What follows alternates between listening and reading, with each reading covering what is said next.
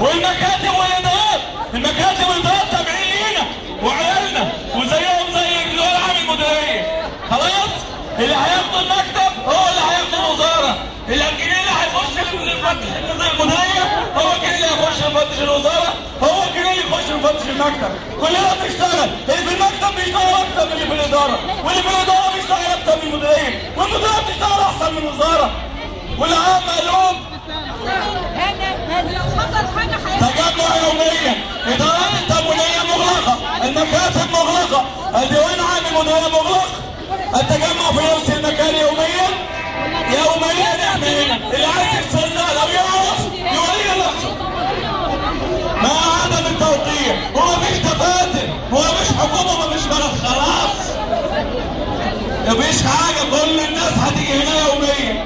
يا جماعه حضوركم هنا عشان زمايلكم، عشان دم الناس اللي ماتت، وعشان ما حدش يموت بعد كده.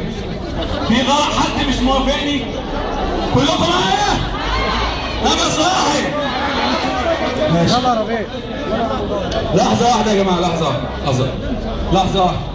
يا جماعة الرأي اللي احنا بنقول عليه ده رأينا، رأي مجمع للناس الموجودة كلها. لو في حد مخالفنا الرأي يقول. في حد عنده رأي تاني؟ ولا رأي واحد؟ خلاص هذا من رأي واحد يبقى خلاص هو ده اللي هيحصل. لو حد يعرف يعمل أي تصرف قانوني معانا يبقى يورينا. كلنا واحد. محمد قضيب زي أي واحد فيكم، وكلكم اخواتي ولا ابنكم واخوكم. قلنا واحد كاتب ومحدش يجيله اتصالات من بره، وبعدين يجي يقولوا لنا نمضوا ووقعوا، نمضوا ونوقعوا قدام من زمايلنا لسه صف. لا ما يحصلش ابدا. الجمهور كله،